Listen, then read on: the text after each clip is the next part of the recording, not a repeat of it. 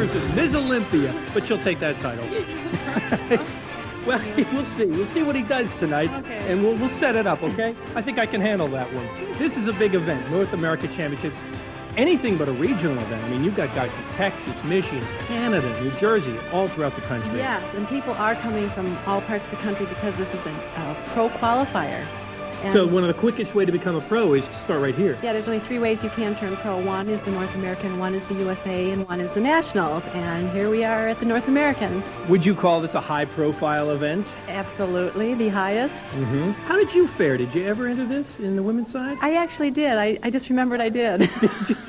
Really, off camera, she did not remember competing, but you did, and I you did. and you won it. Yeah, but when I competed, it was not a pro qualifier. All right, prejudging held several hours ago, and in the prejudging, I'll ask you a question. How would you describe it? We'll show video of it in one word. Exhausting. Exhausting. Totally exhausting in 2 words. How about in one sound? Okay. We have a bodybuilder competing tonight who's also a pretty solid judge. A judge in Texas, a judge throughout the country. Can bodybuilders be objective judges? Bodybuilders can actually be the best judges because they know about the training, they know about definition, they know about symmetry, they know about the weak body parts to watch in other athletes. So there's no problem there. There's no sympathetic voting from bodybuilders turned judges. No, if a judge has a sympathetic vote, they probably won't last as a judge for all that long. But if you look at the judging panel, every one of those judges is an athlete. We've got marathon runners, bodybuilders on the panel, so they're all in great shape. All right, joining us tonight, as she has on many broadcasts, Taylor Lee. She'll be popping in and out, giving us some backstage information. Let's go to Taylor right now. Thanks. The Men's North American Bodybuilding Championship certainly is a continental affair. More than 60 competitors from the United States, Canada, and Mexico have traveled here to compete not only for recognition and trophies, but also for coveted professional status. This competition has grown rapidly in its 3-year history, and it certainly has grabbed the spotlight tonight in the city that doesn't sleep, Las Vegas. I'll be backstage with the competitors, getting their personal perspective on this exciting event. All right, Taylor, thank you very much. Okay, we're about ready to get underway. I'm kind of curious, the day of an event, do you eat? I mean, do you get to eat yet? Absolutely. You don't starve yourself to No, this. for the last 3 days, I'd say most of these competitors have been basically eating longer chain carbohydrates like baked potatoes, pasta, rice. Mm-hmm. And now, since it's the day of the show, they're eating shorter chain carbohydrates so that the energy can get into their system right away. Things like fruits and Snickers. Candy bars? Ooh, good. The bantamweights are coming up next. Stay where you are. We'll be right back. Electric City, USA, Las Vegas, Nevada. Welcome to the North American Championships. Joe Fowler and Corey Everson. Corey, we're about ready to get underway. First with the bantamweights. We will have 5 weight classes. The top of each will compete in the pose down at the end of the show. First up is John Matiste. He's from Phoenix. He's the Arizona State Champion of 1988. He won the bantamweight at the 88 Arizona Championships. Overall, he won. That's kind of unusual for a bantam to do that. Yeah, that's very unusual. Whoever wins the overall in this one automatically will turn pro. That's one of the things that people want to enter this North American Championship for. In both the men's contest and the women's contest, the overall winner gets to turn pro. That's an incentive right there. The women's North American Championships is drug tested, the men's is not. This is not drug tested. No. It's muscle tested.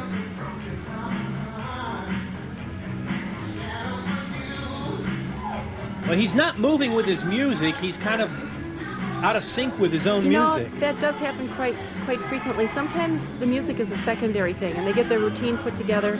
I, on the other hand, like to choreograph my routine with each beat of the music. It really doesn't go together. Not at all. It seems like he's set on what he wants to do in his posing. And it's just background fillers for him. Right. But it is a nice routine at that. Very nice. John Matiste leaves the stage. The audience here inside the hotel applauding him. And there's your pump-up room where we've got about 23 very intense bodybuilders just minutes away from competing on the stage. But already into his routine is Francisco Fontanez. out of Chicago, Illinois. He was prejudge number 4 earlier today. One of the interesting things in the pump-up room that the audience doesn't get to see is it's very quiet. There's a lot of energy, there's a lot of anxiety, and a lot of the athletes like to cover up until the minute they're on stage. So they wear robes or baggy clothes back there because they don't want the other athletes to be staring at them and assessing their physique. So it's very private in the pump-up room. Well, good. We'll have to ask our director to take more pump-up room shots then to try to expose it. Francisco won the U.S. Nationals bantamweight last year. He competes in the lightweights regionally, then he drops down to bantamweight for nationals. Does that make sense to you? Yeah, because when you drop down a little bit more pounds, you could lose a little bit more water and become more honed or more defined, and there's not a lot of, you could lose 2 pounds and go from one weight class to the next. Right. Sometimes there's less competition in one weight class, so you may gain a pound or lose a pound to get into that weight class. And these guys in the bantam are all under what? About 144 pounds, And somewhere less. around there. Francisco Fontanez. Very nicely done. The winner of the Midwest Grand Prix leaves the stage. And heading up to the stage, prejudge number 3 earlier today, Chalmers Brown. He placed in the USA's. He's from Rancho Cordova, California. He's a good poser. See the lines in his arms? One isn't a little bit below the other. It's perfect line. See, now he draws me into his routine as opposed to what John Matisse did earlier. Right. This guy is coordinating both his posing and his music, and Right. he's killing 2 birds with 1 stone. And he's flexing his muscles and popping them out with the beats, too. Wait a minute, do I read a message on his hair in the back? Did he carve something out? Oh, I didn't know. Wait. See, this is nice. You know, you can still pose and you can still do a little bit of dance at the same time. You shouldn't be afraid to try to combine a little bit of both, just for more entertainment. That's right. I mean, you know, if you're going to do it, take 1 step further than the next guy. And I tell you, it's a lot more fun to practice a routine with a little more energy in it. I liked it. Chalmers Brown. They liked it. Now, into his routine, David Fuji, as we move briskly along. He was number 2 earlier. He's from Aurora, Colorado. Hey, this guy owns Colorado bodybuilding. 88 Colorado State champ, 88 Junior Nationals Bantamweight champ, 89 Colorado State Mixed Pairs champ. Oh, he's been at it, hasn't he? He's been at it. He's just 25. Those have all been in the recent years, too. Yeah. He's 5'4", 139 pounds.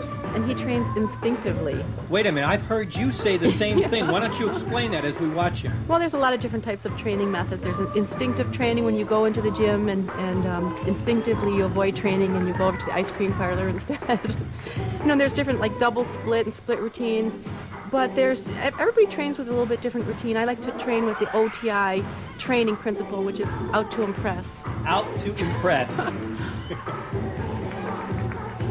No, instinctive really is you just train whichever you feel you need to train, that body part. David Fuji. He felt good about his routine. I think they liked it. But there's somebody prejudged just a tad better than David, and that's this guy, Matthew Alloy. Number 1. You'll see him in the pose down. Enjoy him right now. He's 29 years old. He's 5'5", 142 pounds, from Anaheim. Known, Corey, for his thin skin. Ripped, defined, cut to the ribbons. I mean, really, that's true. If he would be a little bit more tan, I think it would even show up more. We're seeing it because we're close. We can see all the definitions. But for the people back in the back of the audience, if he was a little bit tanner, his definition would show even more. Now, thin skin, something you're just given? No. Or can you work on that? Some people naturally have thinner skin. Black people have naturally thinner skin than white people. See the striations in his gluteus and his buttocks area? He's got striations everywhere. But you can work for it by having a good nutritional program over a long period of time. And you've got to get rid of every little ounce of fat, intermuscular fat. Matthew is a firm believer in supplements. He's a sales rep for Greater Vitamins. Attributes conditioning to the use of branch change aminos, chromium supplements. The man is very, very much into the supplements. Yeah, I think he can mostly attribute it to his hard training, though. Channel Island Muscle Classic. He won it in '88. There he goes. We're going to talk to him now. Taylor Lee is backstage. Why was this one so important? Well, it's a real good contest. I feel high caliber. And it's a real good contest. A lot of good competitors. Everybody was in shape. You look good out there. Thank you. Congratulations very much. Thank you. Thank you. It's a thrill. And thank you, Taylor. And Matthew Alloy will be back for the overall pose down. And we will return right after this. The lightweights are next.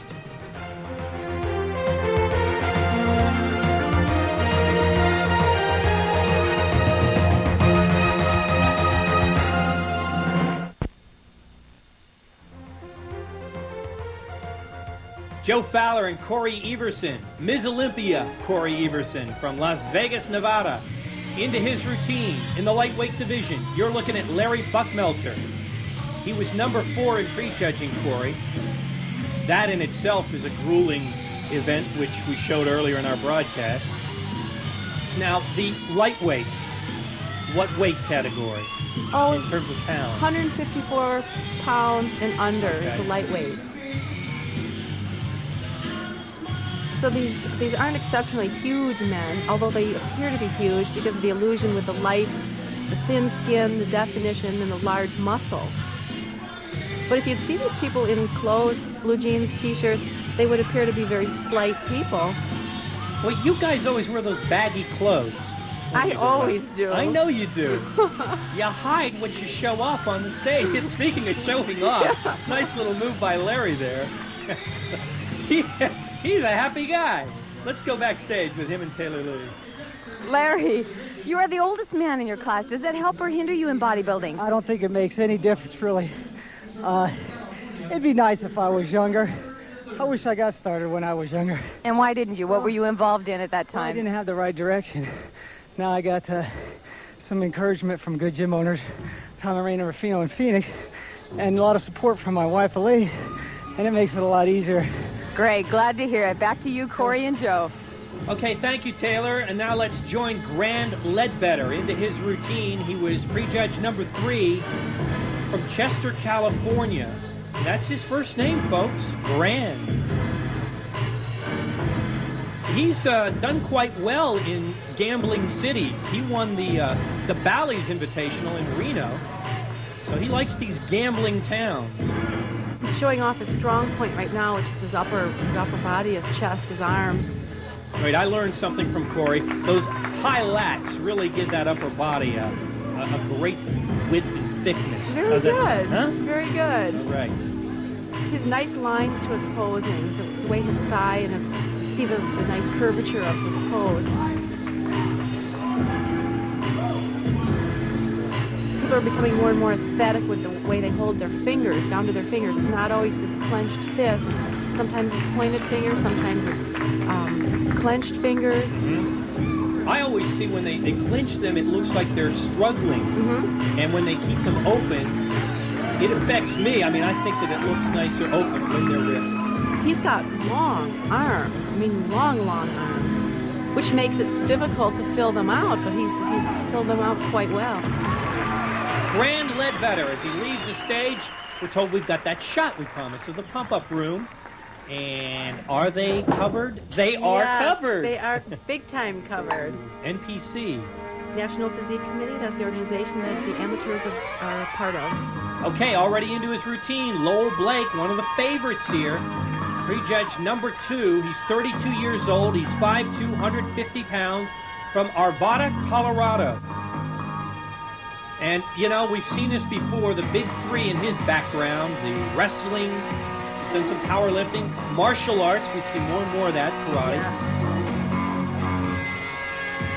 He also has a nice tattoo on his shoulder. Did you see Yes, that? I did. I caught it. Nice wide. Ooh, he's got a couple. Hey, we're looking at Popeye here, gang. He's got a couple of kids back in Arvada, Colorado, who are glued to the TV set watching ESPN right now because Daddy's on stage. 11-year-old son, 8-year-old girl. And how's Daddy doing? Daddy and all his tattoos is doing just great. Lowell Blake. He will end his routine and make way for the top lightweight, Smokey Pierce. But let's meet Smokey first. I started in bodybuilding about 8 years ago. I was heading toward trouble, so I met Bob Bursong, which is bodybuilder, become a preacher. He inspired me. I went home, asked my parents for a set of weight. I started training ever since. I consider myself an overall athlete and bodybuilder, which sport I love.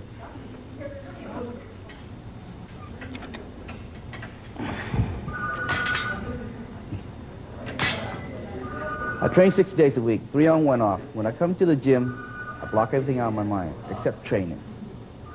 I realize my strict form. My off season, I train with heavy weight and lower rep to build my muscle mass.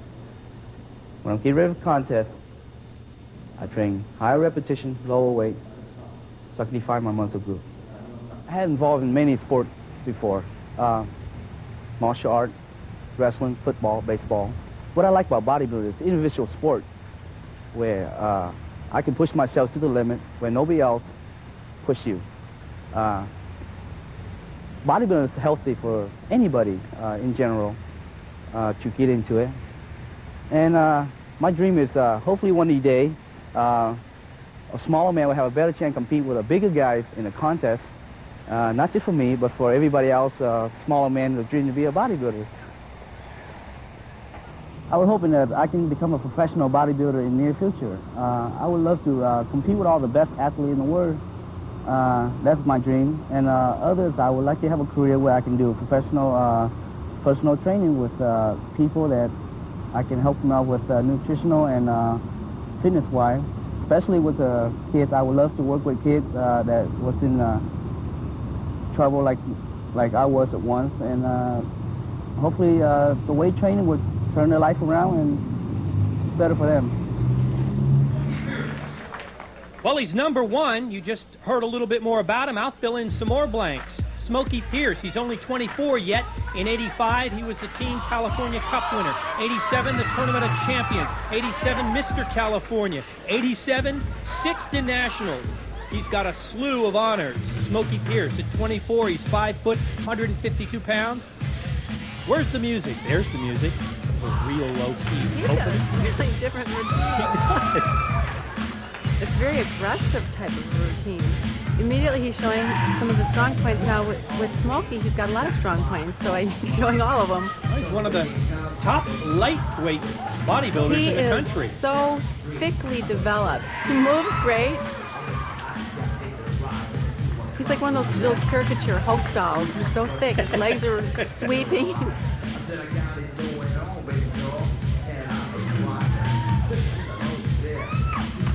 He's going with popular music. Yeah.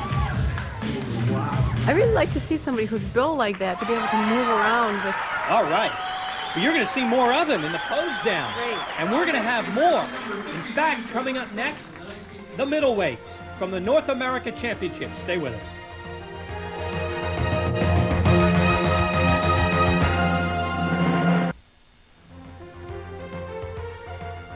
Well, most everybody who comes to this city leaves a little lighter. They usually end up losing. We've got 24 bodybuilders who are hitting the stage one by one who want to leave here winners. We're in the middleweight division. Willie Joe Pfizer is up first. Now, the middleweights, throw the numbers at us, Corey. This is under 176 1/4. So he's somewhere between 154 and 176. Willie Joe looks like he just stepped out of a Sears catalog. He's got that look. He does. That all-American look. Now, he was prejudged number 5. So you know you don't have a shot at a pose down. You're up there building on your experience. Yeah, and you've spent so much time working on your posing routine, on your body, that it doesn't matter if you're 5th or 10th or 2nd or whatever. You just really do appreciate the opportunity to be able to do your posing routine on stage. It doesn't matter either if you win or if you get 5th, because the audience loves you. It doesn't matter. You deserve this moment. Yeah. And sometimes the person who's in 5th might have a much more energetic. What was that? That was for a certain section of the audience. I think he's blushing. Yes, he is. I like him. I do too. Willie Joe Pfizer leaves the stage. Taylor leaves backstage. Taylor, talk to him. Willie, I overheard you saying something about clean bodybuilding. What does that mean? Well, clean bodybuilding is drug-free bodybuilding without the use of anabolic steroids. So you're clean bodybuilding? Yes, I definitely believe in clean bodybuilding. I love this sport. I love participating in it, and I'd like to do it for a long time, and I'm not sure that would be possible. You did a good job out there. Thank you very much. Keeping it clean. Yes. Corey, I think a lot of the competitors, although it might not be possible, would like to believe what he's believing, clean bodybuilding. Well, I think that if you believe it, you can do it. One of the things, too, when we're talking about clean bodybuilding is not only is it anabolic steroid-free, but also there's other substances that are banned, cocaine, speed. These other things are also banned. You're looking at Tim Deem. He came all the way from the Amish country of Pennsylvania. Lidditz, Pennsylvania. He won the overall in this year's Lehigh Valley competition. That's from Allentown, Pennsylvania. That's where that one is held. Prejudge number 4. He's very vascular in his arms. Did his barber forget to... What? No, that's his ponytail. Okay. Well, he's out here in Vegas. He's giving us the look. He's got exceptionally defined legs. Nice color. People have to remember that they're under these stage lights that are very, very strong lights, and unless you put on extreme amounts of tanning products, you're going to look white on stage. And off the stage he goes. Tim Deem leads. The audience approves, and now we join him, Jay Bonnet, into his routine. And we're going from the Amish country of Pennsylvania down to Texas. That's where Bonnet calls home, Silsbee, Texas. And Bonnet, Corey, is the elder statesman at this North American Championships competition. He's 39 years old, 5'6", 176 pounds.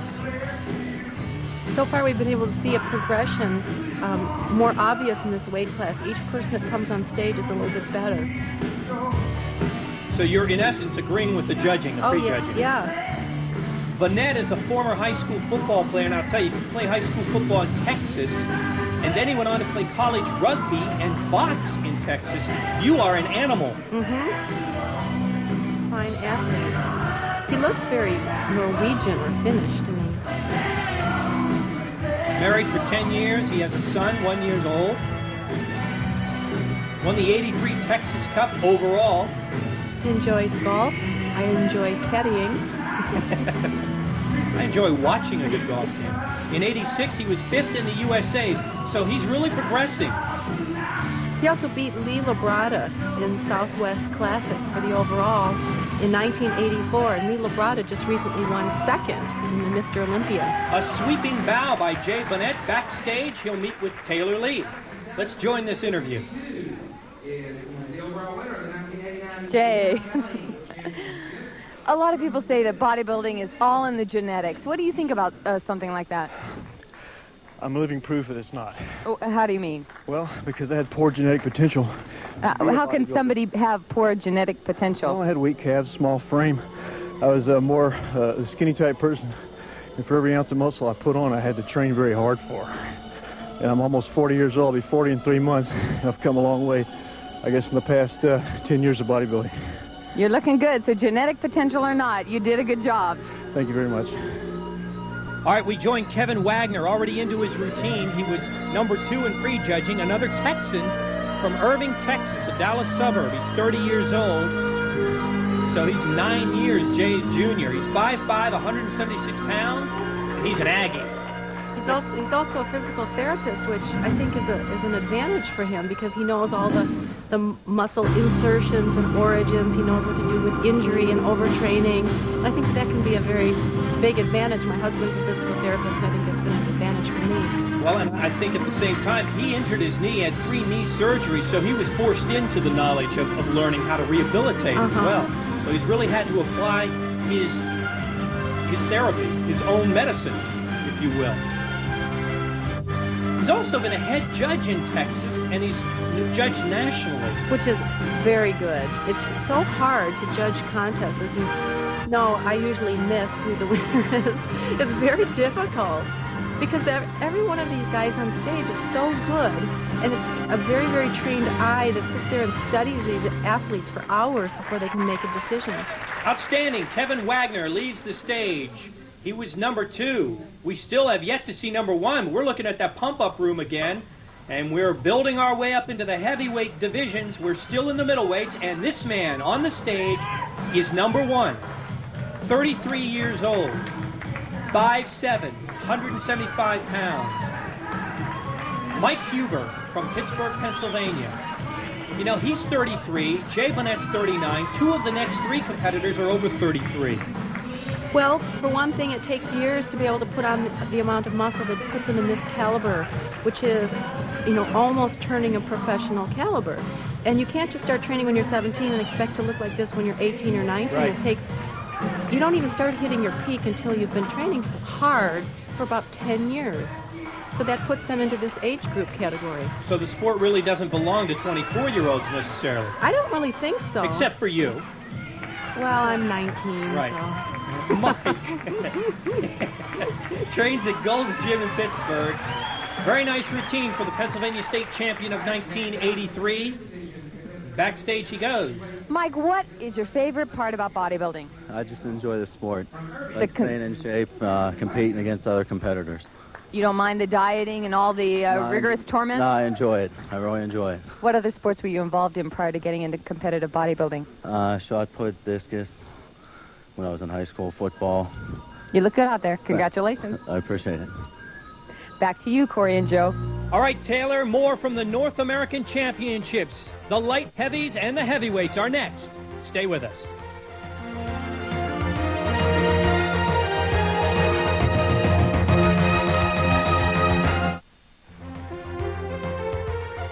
There are 1,001 shows in Las Vegas.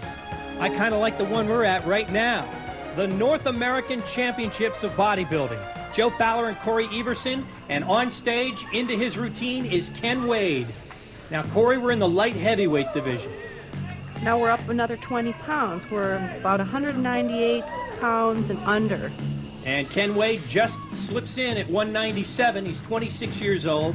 He's 5'9". He's from Scottsdale, Arizona. Beautiful pose. Got a lot of density. He's been training for a long time. He's got a lot of hardness and density at the same time. Very thick. He's progressed year by year. In 86, he was 6th in the Nationals. In 87, he won the overall in Phoenix. And in 88, Mr. Arizona Gold Cup overall. So things are coming together for him. They truly are. One of the interesting things that Mike had said earlier about bodybuilding not really being a sacrifice. Everybody thinks that if you don't go to parties and drink and smoke that you're sacrificing, but if you've been involved in sports your whole life, it's just another avenue. It's not a sacrifice at all. It's quite enjoyable. And Wade's enjoying himself? He too is involved in wrestling and football, so he's used to this heavy-duty, hardcore training. Completes his routine. He'll leave the stage and make way for the number 4 competitor. There's your pump-up room again, and there aren't many left pumping up because we have just the light heavies and the heavyweights. This is Lindsey McKinney, who's 39 years old, another of the veteran group, 5'6", 186 pounds. He's from Pontiac, Michigan. I guess when you're from Pontiac, you usually have something to do with cars. GM. He works for GM. Also happens to be a minister. Yeah, and I know him, and he's one of the most likable guys you'd ever want to meet. He's been at this for a long time. He continues to plug away at bodybuilding. Do you know how far back his ministry goes? How far? I don't know. I'm asking you. As No, long as you've known him, has he been involved in that? Yeah. Just trying to get a little bit of help on his side. Any way he can get it. He won the, I beg your pardon, didn't win the Nationals in 88, but was 4th in the middleweight. Which is an excellent position. Very nice. Very nice. Lindsey McKinney is his name. He's a powerhouse gym alumni. He's pushing 40, and he's somebody to look up to. Lindsey McKinney. Now, the audience is getting ready for the number 3 competitor in the light heavies. You see him on the stage, Steve Stone, 33, 5'7", 189 pounds. Those are his numbers. But Corey, if you will, give us some of the shocking injuries he's been involved in. Okay, this guy's bionic. 4 weeks before one contest, he broke his shoulder in a car accident.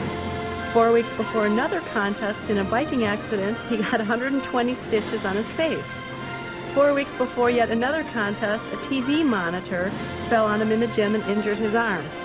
3 weeks before another contest, a broiler blew up in the gym and he suffered second and third degree burns on most of his body.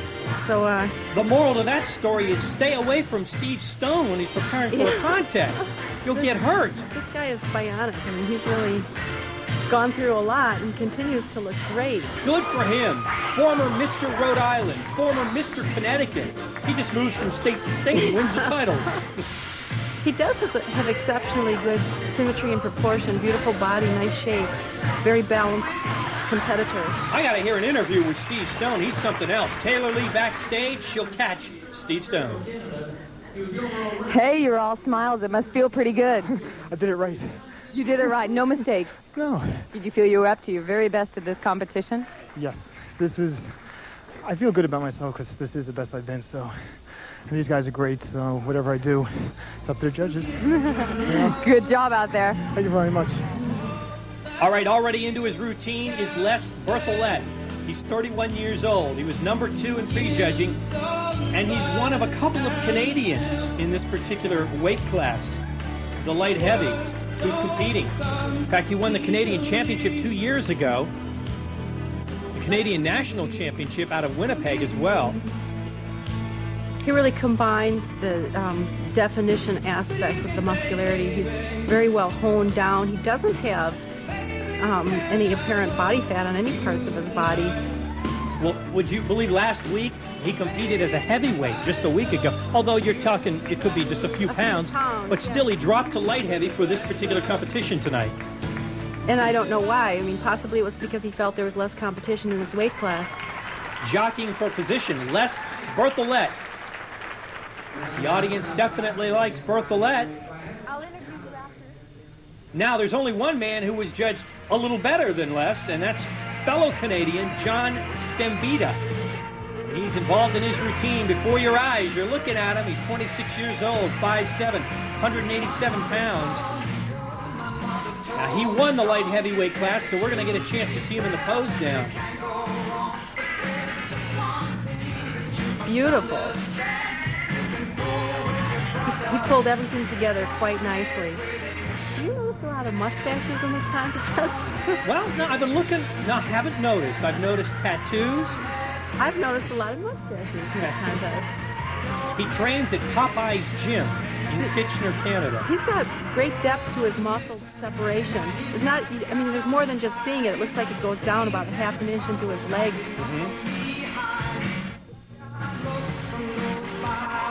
The 1988 Eastern Canada champion, John Stembita. Taylor Lee is backstage with him. John, how do you feel out there? I feel confident. I think I did well. Are you at your top peak performance level? Yes, I believe I am this year. What about your training? How did it differ this time? Did a lot more low-intensity aerobics. Last year, I found I really tore myself down with the high-intensity stuff on the life cycle of 12 minutes. Good job. The aerobics did it for you. Yeah, it did. Back to you, Corey and Joe. Thank you, Taylor. 5, count them, 5 heavyweights as the North American Championships continue from Vegas. Stay with us.